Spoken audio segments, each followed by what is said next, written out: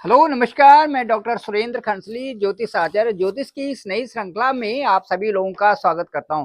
दोस्तों, आज बात करेंगे हम कुंभ राशि की एक्यूरेट साइन की, और इसमें देखेंगे कि जो ग्रह गोचर के जो स्थिति है उसके साथ साथ में ये देखेंगे कि जो शनि है, जो शनि इसके मालिक हैं, जो कुंभ राशि के जो लॉर्ड हैं, उनका रोल, उसके साथ साथ में राहु केतु का रोल, और साथ साथ में ये देखेंगे कि जो सेकंड भाव में जो जो ठीक कुंभ राशि से द्वितीय भाव में 29/3/2025 के बाद जो संचरण होगा शनि का, और राहु के साथ में मई तक वहां पर रहेंगे, तो उसका क्या प्रभाव पड़ेगा। ये सारी चीजों की चर्चा करते हुए मैं आपको ये बताना चाहता हूं कि अष्टम का क्या प्रभाव है, 6, 8, 12 का क्या प्रभाव है, साथ साथ में शुक्र का क्या इस समय जो गोचर हो रहा है, और ठीक कुंभ राशि में जो 2 दिसंबर 2024 से ये चले जाएंगे ठीक जो है द्वादश भाव में। इस शुक्र का भी विशेष प्रभाव आज बताएंगे।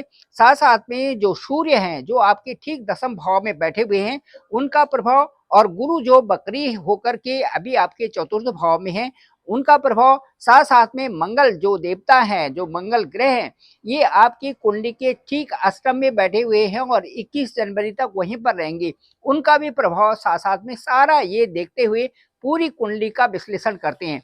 चलिए, सभी जो कुंभ राशि वाले लोग हैं और जो कुंभ लग्न वाले हैं, वो आज हमसे जुड़ सकते हैं। जब आप हमसे जुड़ ही गए तो सबसे पहले आप इस चैनल को सब्सक्राइब कर लीजिए, लाइक करें, शेयर करें, सब्सक्राइब करें, सभी लोगों तक भेजें ताकि सब लोगों को इसकी जानकारी हो सके। चलिए शुरुआत करते हैं। कुंभ राशि का जो लॉर्ड है वो शनि है। शनि एक हाउस में ठीक 2.5 साल तक रहते हैं। 2.5 साल का गोचर इतना महत्वपूर्ण समझा जाता है कि वहां से शनि हर प्लेनेट को आते जाते देखते हैं, और इसीलिए इनको सर्वोच्च न्यायाधीश का दर्जा भी दिया गया है। सर्वोच्च न्यायाधीश यानी कि जो कुंडली में जो हमारे 9 ग्रह हम लेते हैं, उनमें राहु केतु को भी सम्मिलित करते हैं। उनमें से सबसे महत्वपूर्ण गोचर शनि का समझा जाता है।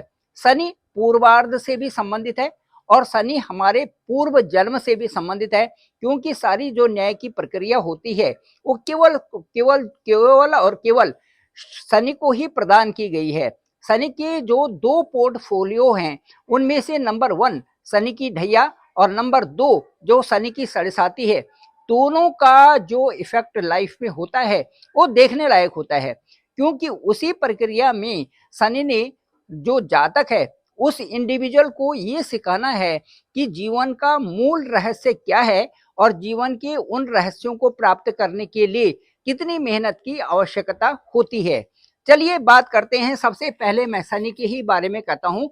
शनि आपका लॉर्ड है कुंभ राशि का, और ये ठीक जो है 29/3/2025 को आपके द्वितीय हाउस में चले जाएंगे।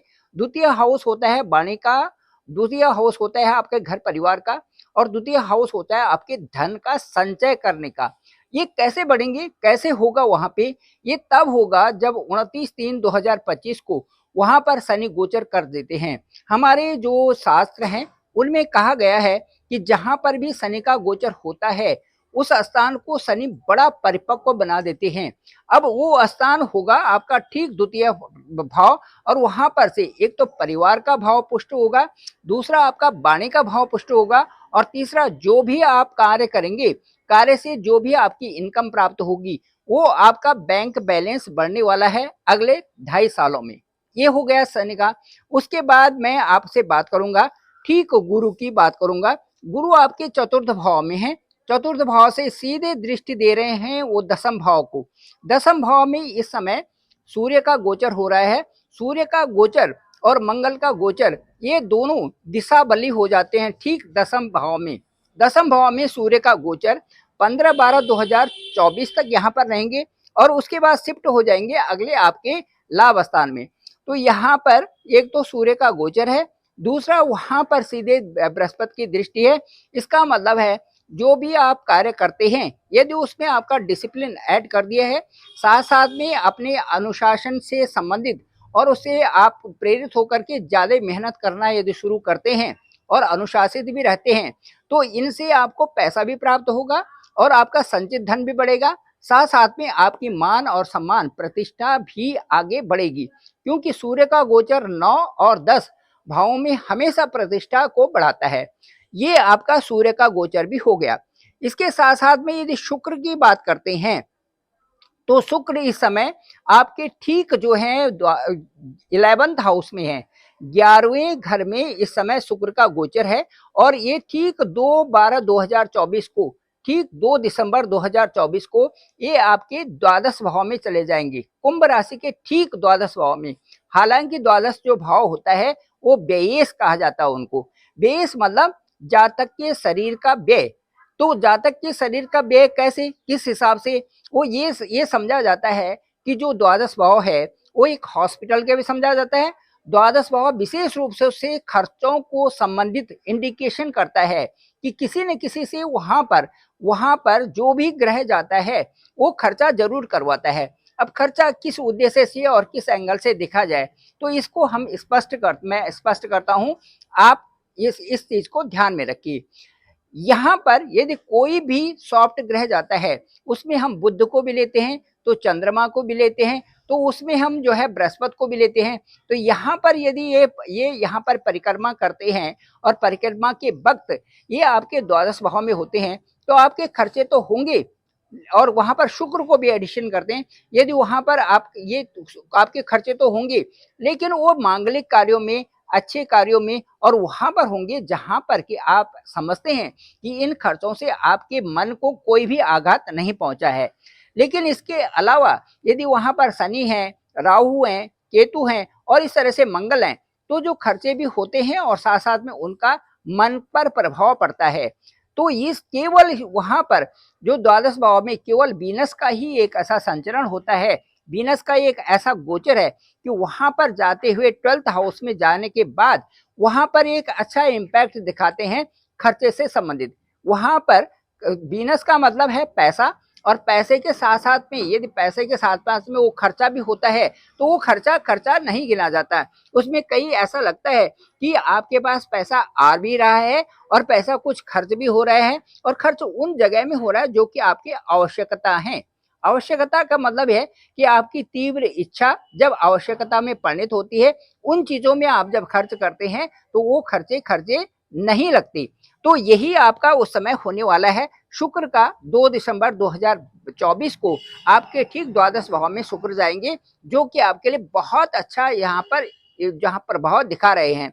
साथ साथ में गुरु की सीधे दृष्टि वहां पर शुक्र पर होगी, जो कि आपको अच्छे वेल ड्रेस्ड में रखेगी। आपका अच्छा जो डाइट होगा, आपका रिच खाना पीना होगा, आप अच्छे कपड़े पहनेंगे और अच्छे ढंग से आपका समाज में प्रतिष्ठा बढ़ेगी। इस तरह से शुक्र का गोचर 2 दिसंबर 2024 से आपके ठीक द्वादश भाव में होने जा रहा है।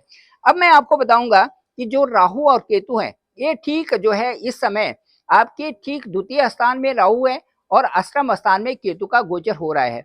ये जो संचरण है ये किसी न किसी उद्देश्य से, ये जो राहु और केतु हैं ये कहीं ना कहीं या तो पेट का इंडाइजेशन सिस्टम देखते हैं, या तो कहीं ना कहीं से ये कुछ न कुछ प्रॉब्लम्स वहां पर अष्टम भाव से केतु दिखाता है। बढ़ती उम्र के साथ में जो कुंभ राशि के लोग होंगे उनको जो कमर से नीचे की प्रॉब्लम या पेशाब से संबंधित प्रॉब्लम या इस प्रकार से कुछ न कुछ प्रॉब्लम्स वहां पर बनती हैं, क्योंकि केतु का गोचर अष्टम में इस तरह की परिस्थितियां पैदा कर देता है।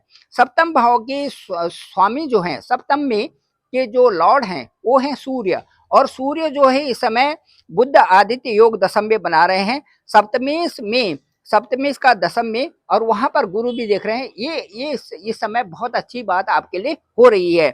इसके साथ साथ में मैं ये कहूंगा कि जो द्वादश में गुरु को दृष्टि देख रहे हैं, शुक्र के साथ में जो गोचर हो रहा है, ये आपके भौतिक सुखों में भी वृद्धि कर रहे हैं, साथ साथ में आपके कई सारे चीजों में वृद्धि कर रहा है जो कि आपकी दिनचर्या से संबंधित है।